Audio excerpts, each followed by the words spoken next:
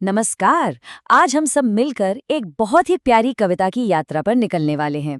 एक ऐसी कविता जो अंधेरे में रोशनी और निराशा में उम्मीद की बात करती है। इसका शीर्षक है जलाते चलो। तो चलिए साथ मिलकर इसके गहरे और प्रेरणादायक संदेश को समझते हैं। सोचिए, कविता की सिर्फ एक ये पंक्ति ही कितना कुछ कह जाती है। ये हमें याद दिलाती है कि उम्मीद की एक छोटी सी लौ में भी ना बड़े से बड़े अंधेरे को हराने की ताकत होती है। ये एक तरह का वादा है कि हर रात के बाद सवेरा तो होना ही है। तो चलिए अब शुरू करते हैं। कविता के पहले छंद में चलते हैं और देखते हैं कि कवि हमें किस तरह से प्रेम और प्रकाश फैलाने के लिए बुला रहे हैं। जरा इन पंक्तियों की कोमल लय को महसूस करने की कोशिश कीजिए। जलाते चलो ये दिए स्नेह भर भर, है ना, एक बहुत ही प्यारा और लगातार चलने वाला भाव। कवि कह रहे हैं कि ये काम एक बार का नहीं है, बल्कि हमें लगातार प्रेम के दीपक जलाते रहना है, क्योंकि उन्हें पूरा यकीन है कि इन्हीं छोटे छोटे दियों से एक दिन इस धरती का सारा अंधेरा मिट जाएगा। यहाँ पर ना कवि ने एक बहुत ही खूबसूरत शब्द का इस्तेमाल किया है, स्नेह। अब देखिए, स्नेह का एक मतलब तो होता है दिए में डालने वाला तेल, और दूसरा जो कहीं ज्यादा गहरा है वो है हम इंसानों के बीच का प्रेम और अपनापन। तो एक ही शब्द से कवि ने दीपक की लौ को और इंसानियत की रोशनी को दोनों को एक साथ जोड़ दिया है। तो इसका मतलब ये हुआ कि कवि असल में सिर्फ मिट्टी के दिए जलाने के लिए नहीं कह रहे। ये तो हम सभी के लिए एक संदेश है कि हम अपने कामों से, अपनी बातों से और अपने व्यवहार से इस दुनिया में प्यार और अच्छाई की रोशनी फैलाते चलें। तो यहाँ एक छोटा सा सवाल आता है। सोचिए जरा, कवि किस अंधेरे की बात कर रहे हैं? क्या वो रात के अंधेरे की बात कर रहे हैं या फिर अज्ञान और नफरत के अंधेरे की? हाँ, बिल्कुल सही। वो अज्ञान और नफरत के अंधेरे को मिटाने की बात कर रहे हैं। अच्छा, अब कविता एक बहुत ही दिलचस्प मोड़ लेती है। दूसरे छंद में कवि विज्ञान की चकाचौंध रोशनी की तुलना इंसान के दिल की रोशनी यानी प्रेम और दया से करते हैं। अब इन पंक्तियों को जरा ध्यान से सुनिए। कवि ये मानते हैं कि हाँ, विज्ञान में बहुत ताकत है, इतनी कि वो अंधेरी अमावस को भी चांदनी पूर्णिमा जैसा रोशन कर सकता है। मगर इसी शक्ति के बीच वो एक गहरी चिंता भी जता रहे हैं। देखिए, इन शब्दों का खेल ही इस छंद की जान है। अमावस और पूर्णिमा, दिवस और निशा, ये सिर्फ रात और दिन नहीं है। ये अंधेरे और उजाले, निराशा और आशा के प्रतीक हैं। और इसी विरोधाभास से कवि अपनी बात हम तक पहुंचा रहे हैं। यहाँ कवि दरअसल ये कहना चाह रहे हैं कि हमने तकनीकी तरक्की तो खूब कर ली, पर अगर दिलों में प्यार और अपनापन ही नहीं रहा तो दिन के उजाले में भी दुनिया में निराशा और उदासी का अंधेरा छाया रहता है। ये पंक्तियाँ आज के समय पर कितनी सटीक लगती हैं ना, जहाँ हम सब जुड़े होकर भी कितना अकेला महसूस करते हैं। तो चलिए फिर से एक सवाल।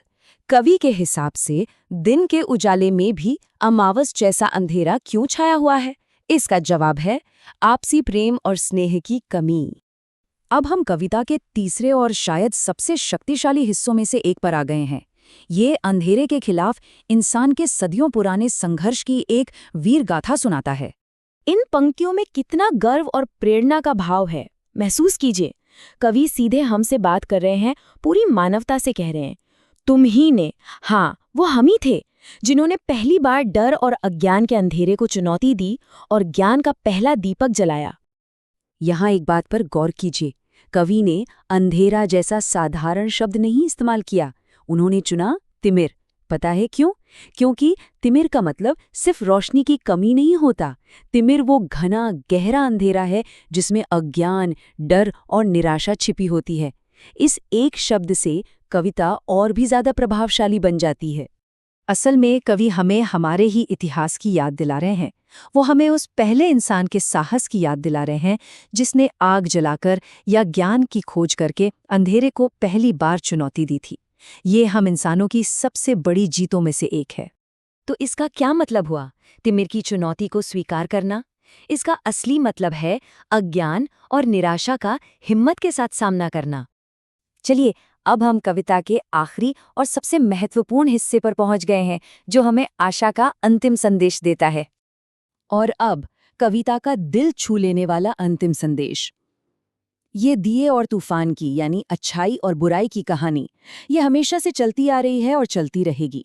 लेकिन कवि पूरे विश्वास के साथ कहते हैं कि जब तक इस धरती पर उम्मीद का एक भी दिया जलता रहेगा, तब तक अंधेरी रात के बाद सवेरा जरूर होगा।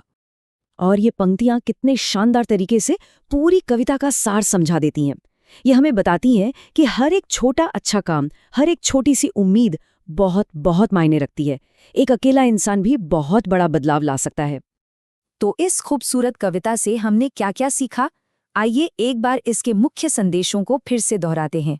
ये कविता हमें जीवन के कुछ बहुत ज़रूरी सबक सिखाती है कि उम्मीद का दामन कभी नहीं छोड़ना है, कि प्यार में दुनिया को बदलने की ताकत है, और ये कि हमारा एक छोटा सा अच्छा काम भी बहुत बड़ा बदलाव ला सकता है। कविता को समझने के बाद अब बारी है इसके संदेश को महसूस करने की और उसे अपनाने की। चलिए एक छोटी सी रचनात्मक गतिविधि से इसे अपने जीवन का हिस्सा बनाते हैं। तो अब आप सब अपनी कॉपी में एक दीपक बनाइए। ये दीपक किसी और का नहीं बल्कि आपकी अपनी हिम्मत, आपकी आशा और आपकी अच्छे विचारों का प्रतीक होगा। इसे अपने सबसे पसंदीदा रंगों से भरिए और सोचिए कि ये आपके अंदर की ही रोशनी है। और अंत में ये सवाल खुद से पूछने के लिए है, आपका ये दीपक, आपकी अच्छाई इस दुनिया में कौन सी रोशनी फैलाएगी? दूसरों की मदद करने के लिए या इस दुनिया में एक अच्छा बदलाव लाने के लिए वो कौन सा पहला कदम होगा जो आप उठाएंगे? इस पर जरूर सोचिएगा।